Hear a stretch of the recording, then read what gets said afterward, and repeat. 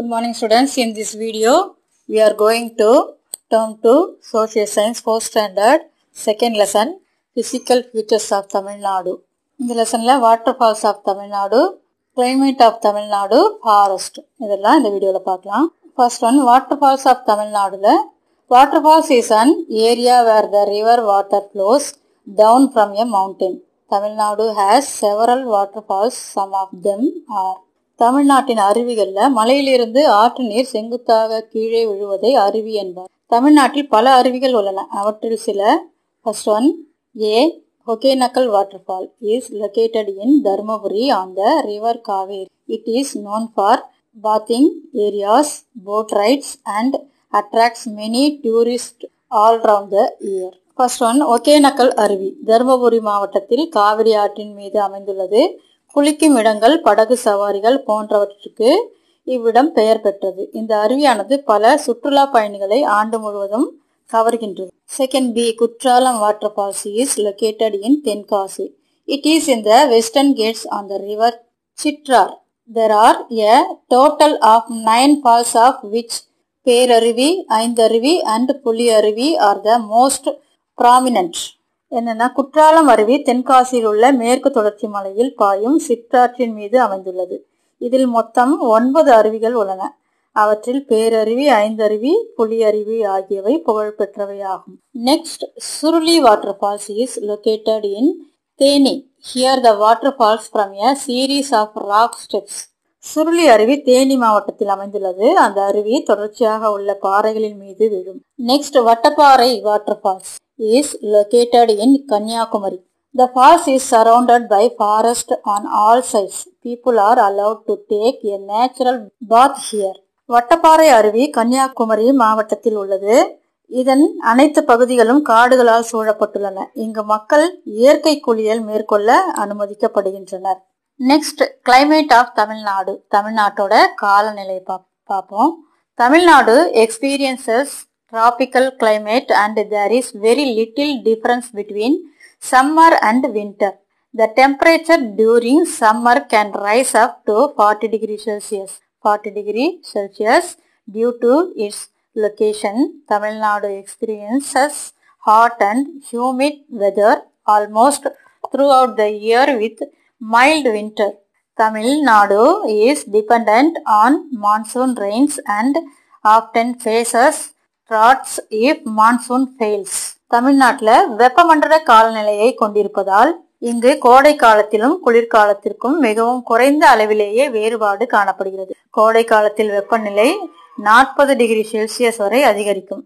தமிழ்நாடு அதன் இட அமைவினை அடிப்படையாக கொண்டு ஆண்டு முழுவதும் மிதமான குளிருடன் வெப்பம் மற்றும் ஈரப்பதமான வானிலையை கொண்டிருக்கிறது. தமிழ்நாடு பருவமழையை சார்ந்துள்ளது என்பதால் பருவமழை பொய்க்கும் காலங்களில் வறட்சியை எதிர்கொள்கிறது. தமிழ்நாட்டின் பருவகாலங்கள். Seasons of Tamil Nadu. First one, winter season January to February. Second one, summer season March and May. Third one, south west monsoon June to September. Fourth, north east monsoon October to December. தமிழ்நாட்டின் பருவகாலங்கள். முதல்ல குளிர்காலம் ஜனவரி to பிப்ரவரி, கோடை காலம் March to மே, தென்மேற்கு பருவக்காற்று June to September, வடகிழக்கு பருவக்காற்று அக்டோபர் டு டிசம்பர் வரைக்கும் இருக்கும். To you know Tiruttani recorded the all time highest temperature of 48.6 degree Celsius in May 2003. Source Indian Meteorological Department IMD. 2003ஆம் ஆண்டு மே மாதத்தில் மிக அதிக அளவு வெப்பமாக 48.6 டிகிரி செல்சியஸ் திருத்தணியில் பதிவு செய்யப்படுகிறது. இது கிடைக்கக்கூடிய ஆதாரம் இந்திய வானிலை ஆராய்ச்சி மையம். இதுதான் ஐஎம்டின்னு சொல்றது.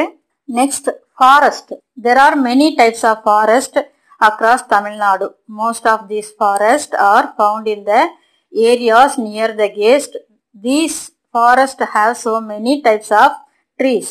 The topmost branches of the trees form a continuous chain such that little or no sunlight hit the ground.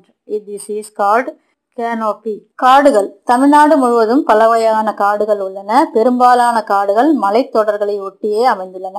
இந்த காடுகளில் பல வகையான மரங்கள் உள்ளன.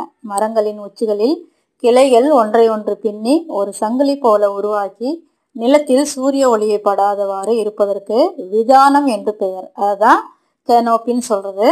இதன் அடிப்படையில் காடுகள் கீழ்காணுமாறு பிரிக்கப்பட்டுள்ளன. The forests are divided based on the canopy cover. Very dense forest, the Nilgiris, Coimbatore, Tirunelveli, Erode. Second, moderate dense forest, the Nilgiris, Coimbatore, Erode, Krishnagiri. அடுத்தது ஓப்பன் ஃபாரஸ்ட், சேலம், வெலூர், தர்மபுரி. மிகவும் அடர்த்தியான காடுகள், அதுதான் வெரி டென்ஸ் ஃபாரஸ்ட் சொல்றது. இது எங்கெங்க இருக்குன்னா நீலகிரி மலைகள், கோயம்புத்தூர், திருநெல்வேலி, ஈரோடு. அடுத்தது மிதமான அடர்த்தி கொண்ட காடுகள், மாடரேட் டென்ஸ் ஃபாரஸ்ட்னு சொல்லுவாங்க. நீலகிரி மலைகள், கோயம்புத்தூர், ஈரோடு, கிருஷ்ணகிரி இந்த இடத்துல எல்லாம் மிதமான அடர்த்தி கொண்ட காடுகள் இருக்கா.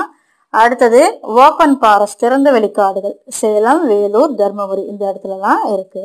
அடுத்து the forest can also be grouped as a evergreen forest. இதுல the word evergreen means ever, always plus green equal to always green. The trees in this forest have leaves that are always green.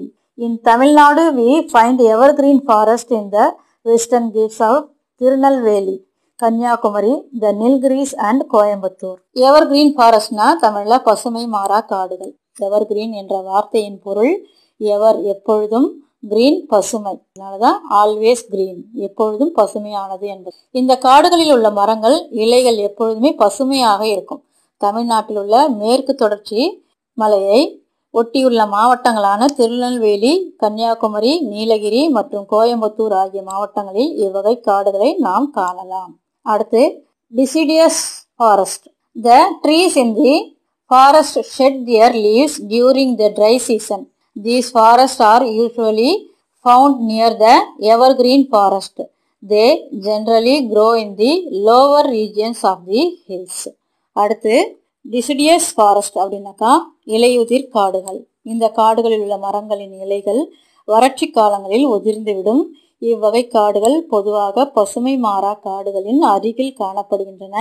அவை பெரும்பாலும் மலைகளின் கீழ்ப்பகுதிகளில் வளர்கின்றன. அடுத்ததாக swamp, mangrove forest. The word swamp means areas that are low where water gets collected easily. These forests are usually found near the beaches and river beds. The Pichavaram mangrove forest is located near Chidambaram in Tamil Nadu. இது அலையாத்தி காடுகள் தான் tidal ஃபாரஸ்ட்னு சொல்றது. அதுதான் ஸ்வாம் forest. அலையாத்தி காடுகளை சதுப்பு நில காடுகள் என்றும் அழைப்பர். சதுப்பு என்ற வார்த்தை எளிதாக நீர் வடியும் தாழ்வான நிலப்பகுதி என்பது பொருள். இவ்வகை காடுகள் கடற்கரை பகுதிகள் மற்றும் ஆற்று படுகைகளின் அருகில் காணப்படுகின்றன. தமிழ்நாட்டில் சிதம்பரத்திற்கு அருகே உள்ள பிச்சாவரத்தில் அலையாத்தி காடுகள் அமைந்துள்ளன. லெசன் நல்லா ரீட் பண்ணீங்க சில்ட்ரன். Thank you children.